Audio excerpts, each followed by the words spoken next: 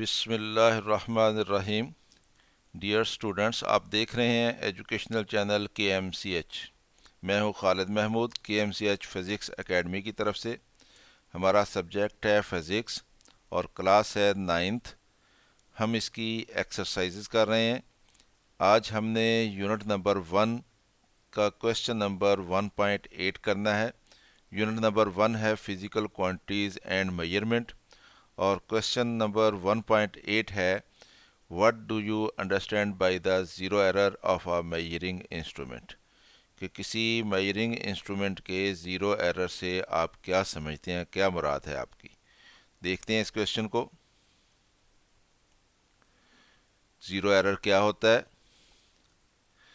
Before taking measurement by using an instrument the user must check the instrument to find any error in it، کہ جب بھی ہم کوئی instrument استعمال کرنے لگیں تو ہمیں سب سے پہلے اس انسٹرومنٹ کو چیک کرنا ہوتا ہے کہ اس میں کوئی ایرر تو نہیں ہے۔ It is called the zero error of the instrument. تو اگر اس میں ایرر ہو تو ہم اس کو کہتے ہیں یہ زیرو ایرر ہے اس انسٹرومنٹ میں۔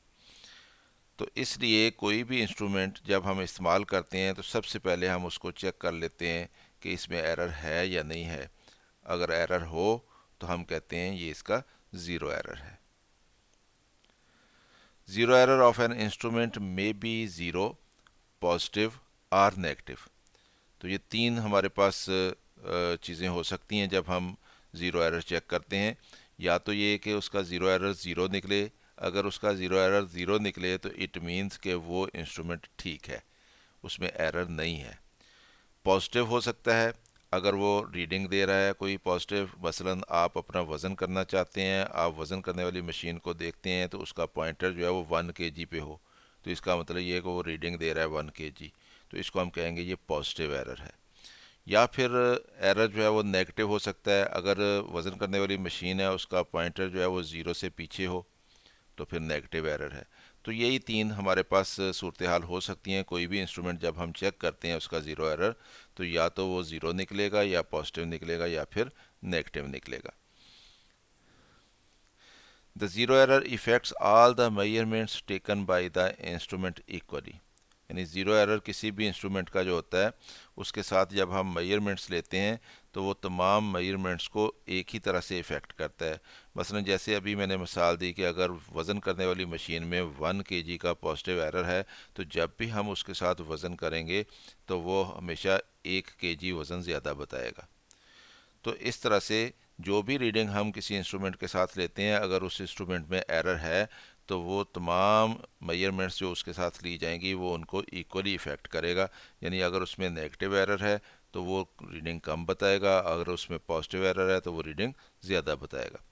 If there is a zero error in the instrument, the measurement taken by it may be less or greater than the actual measurement۔ لیس کب ہوگی؟ جب اس میں ایرر جو ہے وہ نیگیٹو ہوگا تو وہ میجرمنٹ جو ہے وہ کم بتائے گا، اور جب اس میں پازیٹیو ایرر ہوگا تو پھر وہ زیادہ میجرمنٹ بتائے گا۔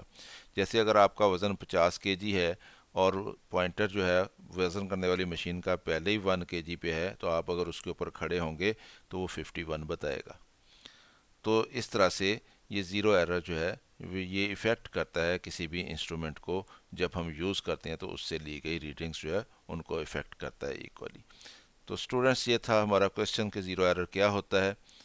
ہم نے اس کو دیکھ لیا، خود بھی اس کو دیکھیں اور دوستوں کے ساتھ ویڈیو شیئر بھی کریں۔ اگر ویڈیو پسند آئے تو اس کو لائک بھی کر لیجیا کریں، اور اگر چینل ابھی تک سبسکرائب نہیں کیا تو اس کو سبسکرائب کر لیں تاکہ آپ کو اس طرح کی مزید ویڈیوز جو ہیں وہ K M C H physics academy کی طرف سے ملتی رہیں۔ میری طرف سے اللہ حافظ، شاد رہیں، آباد رہیں۔